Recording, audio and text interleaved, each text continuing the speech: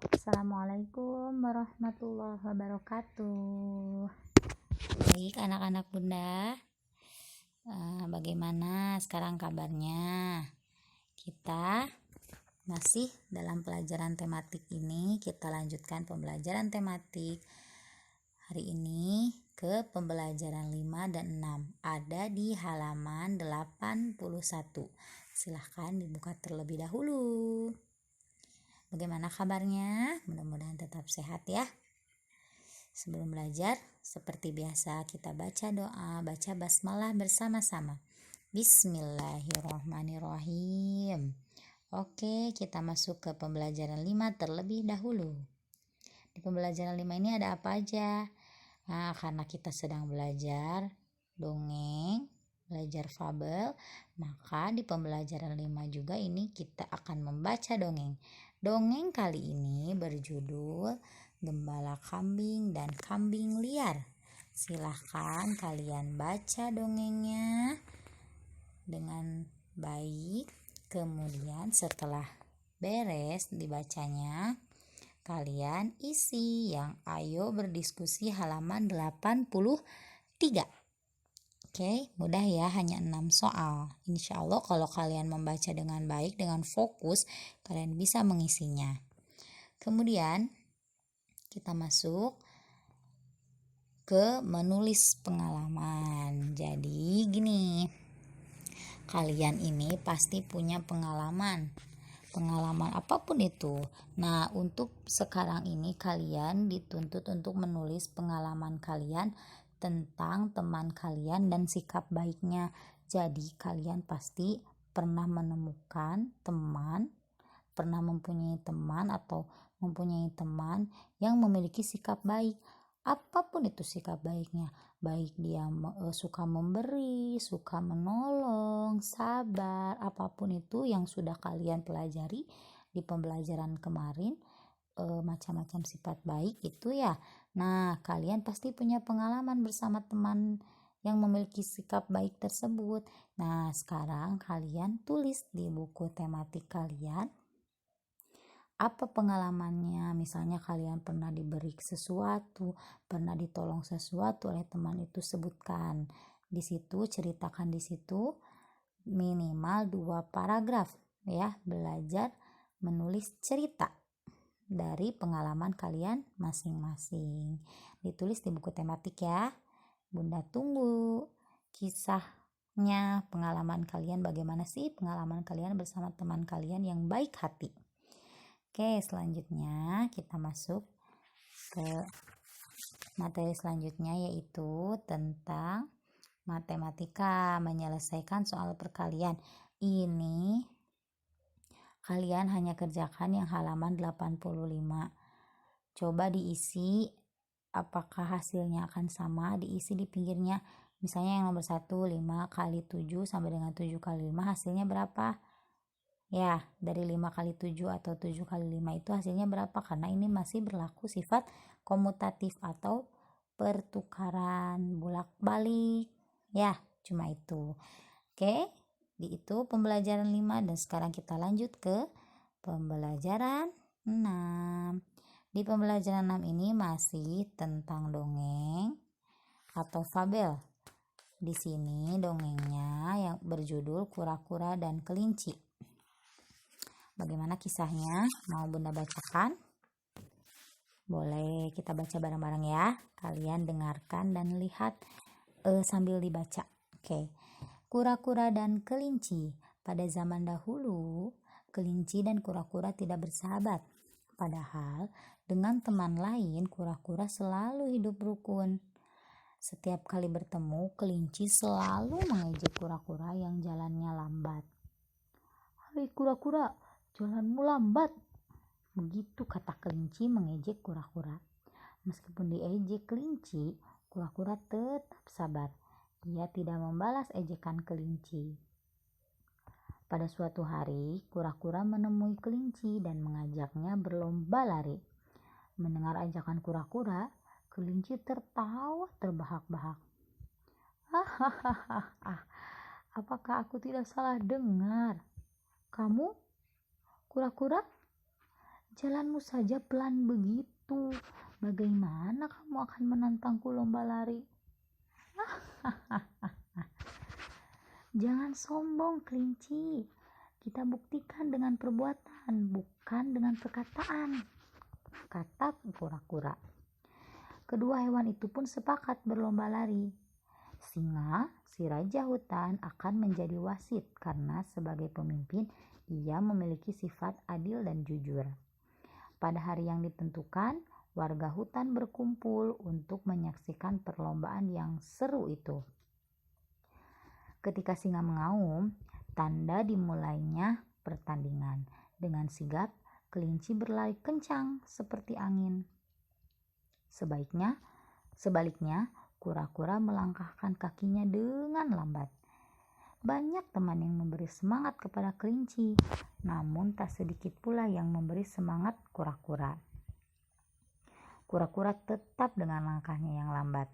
Melihat kelinci telah berada jauh di depan, sesekali kelinci melihat ke belakang untuk memastikan bahwa kura-kura tidak dapat menyusulnya dan berada jauh di belakang.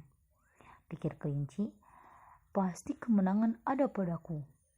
Aku lelah sekali, sebaiknya aku tidur sebentar. Sampai aku bangun pun kura-kura tidak dapat menyusulku. Akhirnya kelinci tertidur dengan pulas di bawah pohon rindang di tengah hutan. Kura-kura yang terus berjalan dengan tekun dan semangat akhirnya sampai di tempat kelinci yang sedang tertidur. Dengan tenang, kura-kura melewati kelinci yang tengah tertidur lelap. Tiba-tiba, kelinci tersentak dari tidurnya karena ia mendengar suara singa mengaum dari jauh dengan kerasnya sebanyak 3 kali.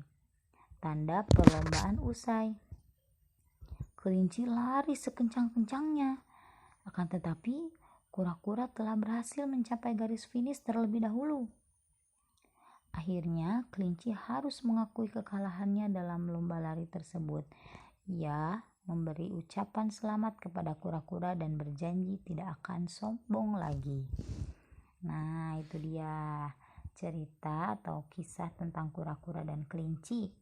Pasti kalau kisah ini kalian sudah banyak yang mengetahui ya. Nah, kalau sudah dibaca nih sama bunda kalian, tinggal mengisi halaman 88 yang ayo berdiskusi. Silahkan diisi ya. Oke. Selanjutnya, menyimpulkan pesan pada dongeng. Jadi dari dongeng tadi kita simpulkan pesan apa saja sih yang bisa kita dapatkan dari dongeng tadi mengenai kelinci dan kura-kura. Apa saja coba kira-kira? Yang pertama, jangan mengejek teman. Tadi kan si kelinci ini mengejek kura-kura ya, lambat katanya jalannya. Tapi buktinya yang menang siapa dalam perlombaan? Iya, kura-kura, karena bukan lambatnya, tapi kura-kura ini cerdas juga karena si kelincinya sombong ya.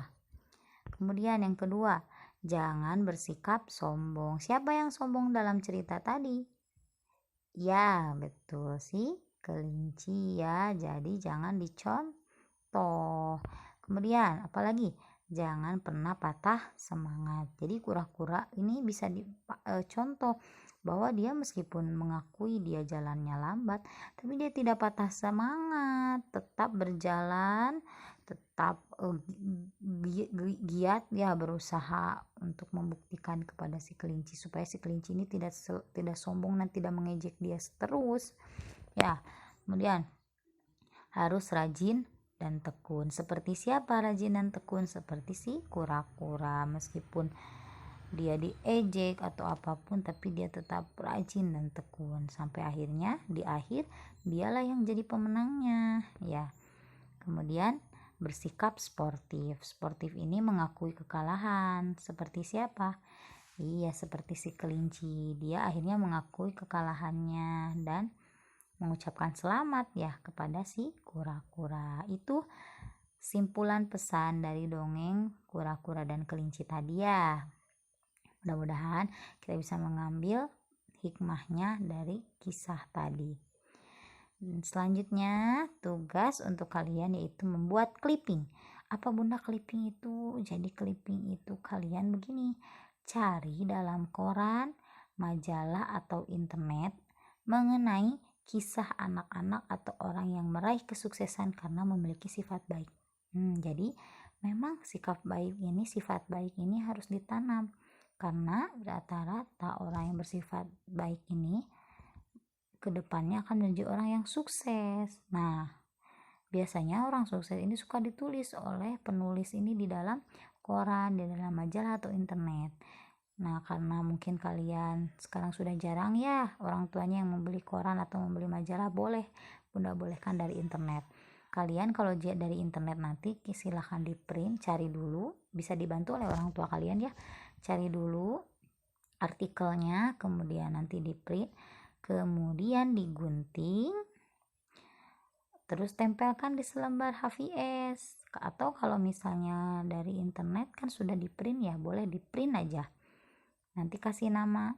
Nah, dan jangan lupa tulis sumbernya dari mana internetnya, itu dari website apa, kemudian tanggal penerbitnya, biasanya suka dicantumkan di situ tanggal berapa si penulis ini menulis kisah orang sukses itu ya. Nah, sebelum dikumpulkan sama kalian itu dibaca terlebih dahulu supaya jadi inspirasi untuk kalian menjadi orang sukses seperti mereka-mereka ya. Nah, tugas ini boleh sekali dibantu oleh orang tua kalian ya. Jadi silahkan, harus hari ini, tidak harus hari ini. Paling lambat kalian mengumpulkan tugas clipping ini hari Jumat. Bunda ulang, paling lambat tugas clipping ini dikumpulkan hari Jumat. Berarti boleh hari ini? Boleh. Boleh hari Kamis? Boleh. Boleh hari Jumat? Boleh sekali ya. Tuh tugasnya. Dan terakhir, kalian kerjakan halaman 92 dan 94 serta soal latihan akhir subtema 2 ya. Sebelum UTS kalian bereskan dulu latihan akhirnya di subtema 2. Oke? Itu sih ya tugas untuk hari ini dan pembelajaran untuk hari ini. Jazakumullahu khairan katsiran. Semangat mengerjakan tugasnya, jangan patah semangat. Mudah-mudahan kita selalu diberi kesehatan oleh Allah Subhanahu wa taala dan dijaga dari hal apapun yang merugikan diri kita sendiri ya. Terima kasih atas perhatiannya. Wassalamualaikum warahmatullahi wabarakatuh.